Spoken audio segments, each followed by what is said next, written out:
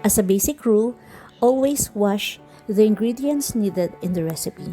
And in this case, we are going to use 2 eggplants. One for the tortang talong and the other one is for the enchiladang talong or the Filipino eggplant salad, my version. After washing, pwede na po nating ihawin yung mga talong.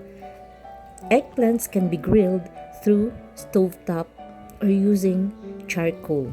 And in today's video, I don't have any charcoal, so I'm gonna grill the eggplants through the stovetop. After setting up the barbecue grill on stovetop, pwede na po nating ilagay yung mga talong and ihawin po natin in medium flame. And make sure na i-rotate natin yung mga talong habang niluluto natin para magkapantay-pantay po yung pagkasunog ng balat. So do this until the skin becomes nearly black in color. Then, let it cool. So just try your best na maging pantay-pantay yung pagkakasunog ng skin ng talong para mas madaling balatan at maganda yung pagkakaihaw.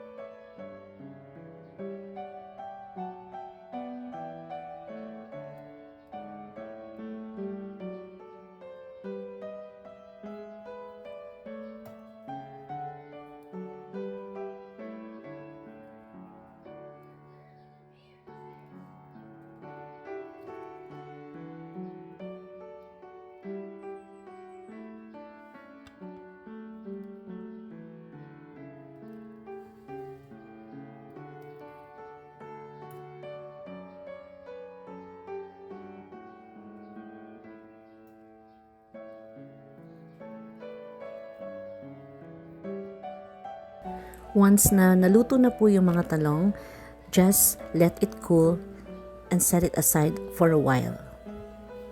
Hanggang sa kaya mo nang hawakan at balatan yung talong. One tip that I can give you in peeling the eggplants is to slowly peel the skin off. So dahan-dahan po natin na balatan and make sure that yung fingers niyo po na humawak na doon sa skin, which is alam natin na it's bitter, wag na pong ihahawak doon sa flesh ng eggplant. So once na nahawakan nyo na yung balat, hindi na po kayo pwedeng bumalik doon sa flesh. Dahil pag hinawak nyo pa sa flesh yung pinanghawak nyo ng burnt skin ng eggplant, papait din po yung torta nyo. So, mata-transfer yung bitterness ng burnt skin ng eggplant dun sa flesh. So, pag niluto nyo to, pinrito nyo sa egg, mapait. So, just peel the skin off slowly and carefully.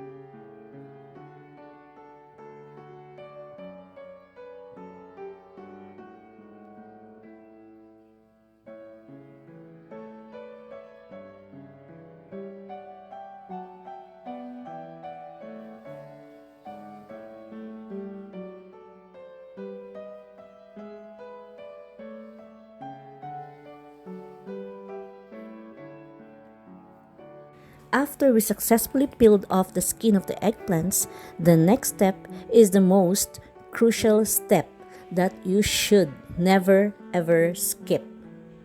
Because a lot of recipes of tortang talong in the internet, I don't really see this step that I have. And this step is yung part na imamash mo na yung nabalatan na talong. Usually, they just mash the flesh of the talong. But for me, unti-unti ko siyang binubuka bawat strand ng flesh using 2 fork like this. Because hindi naman po lahat ng talong na nabibili natin sa market is perfect. Most of them, hindi natin nakikita, meron siyang butas. And dun sa butas na yon, meron uod. So, hindi natin siya agad makikita unless ibuka natin yung flesh ng eggplant. So, here, I slowly open up the flesh using 2 fork. So, tinitignan ko po na maigi kung may uod. So, if you find that there's a worm, just remove it before cooking. Hindi naman daw po marumi yung uod sa gulay. But, of course, mas maganda kung tatanggalin natin yung uod bago natin i-consume. Or bago tayo mag-proceed sa recipe natin.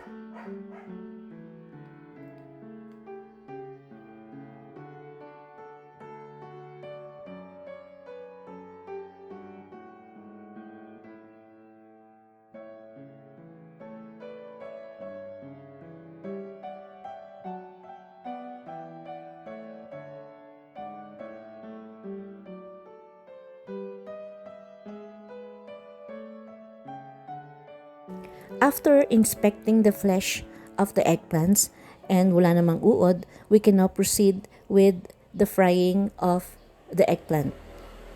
And we will need at least 2 eggs. Or nasa sa inyo po yun, kung malaki yung itlog, you can just use 1 egg just to cover up the whole 1 piece of eggplant.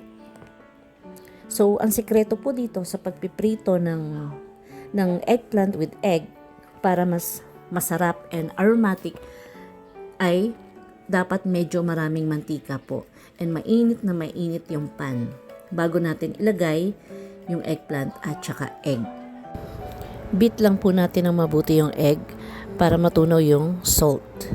And then, haluin natin ng mabuti para mag-incorporate yung pepper doon sa egg, sa beaten egg.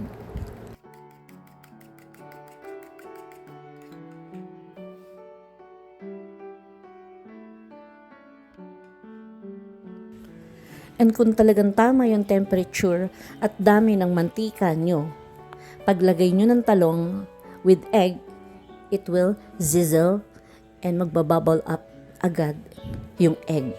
And maganda yung pagka-crisp. And mapapansin nyo na mas mabango yung egg. It will be aromatic because of the oil and the high temperature. Ang pagpa-fry po natin ito is mauuna po yung mashed eggplant sa pan bago ang egg. So pag nandun na yung egg, just let it sizzle and bubble up. Then kung sa tingin nyo po is medyo toasted na yung ilalim, saka nyo po i-flip or baligtarin ng dahan-dahan para yung other side is also a bit toasted. Ako personally, I want my egg to be a little toasted. So, I just see to it na medyo toasted yung egg. And kapag toasted, it's very aromatic. Also, my children like the egg to be toasted.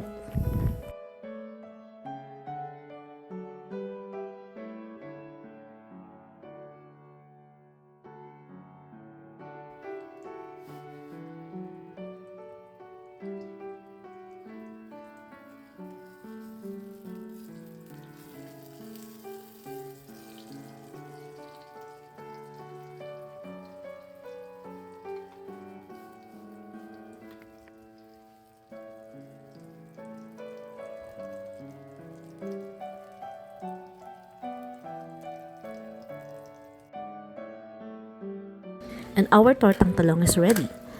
And usually, ang sausawan na ginagawa ko dito ay hindi ketchup, kundi vinegar with crushed garlic, salt, and pepper. So, ito yung perfect partner ng tortang talong for me. Try nyo rin po, aside from ketchup.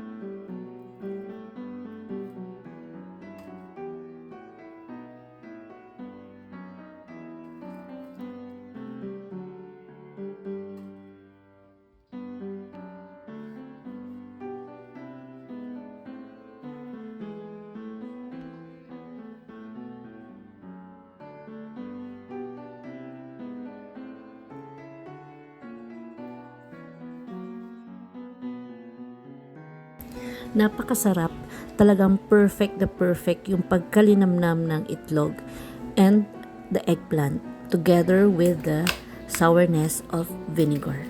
And then, it's garlicky. Ang sarap.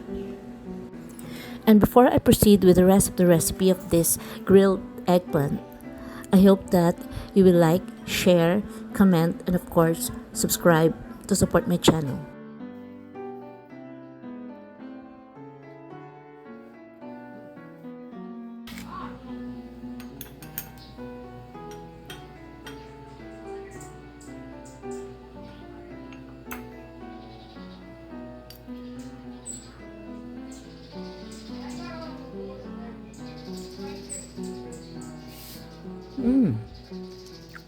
Perfect combination. Pinoy na Pinoy.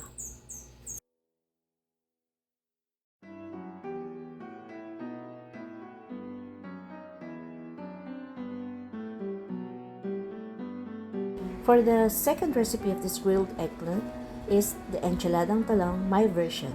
And my version is more simple. Dahil nilalagyan ko lang siya ng hilaw na mangga. Yung hilaw na mangga na piko or kinalabaw na maasim. Because other recipe of enchiladang talong, they use or they put fresh tomato and onion with vinegar. Mine is just raw mango with balayan bagoong and calamansi. So after I mash the flesh of the grilled eggplant, I just mixed in the balayan bagoong with calamansi and the green mango. And perfect. It's a perfect combination and talagang gaganahan ka sa pagkain. And makakarami ka ng kanin. And this is really perfect this coming Holy Week. And try nyo na po itong dalawang recipe ng grilled talong. This is really perfect this coming Holy Week. Wherein we abstain from eating meat. So, you already have these variations of grilled talong. Talagang napakasarap. Hindi nakakasawa.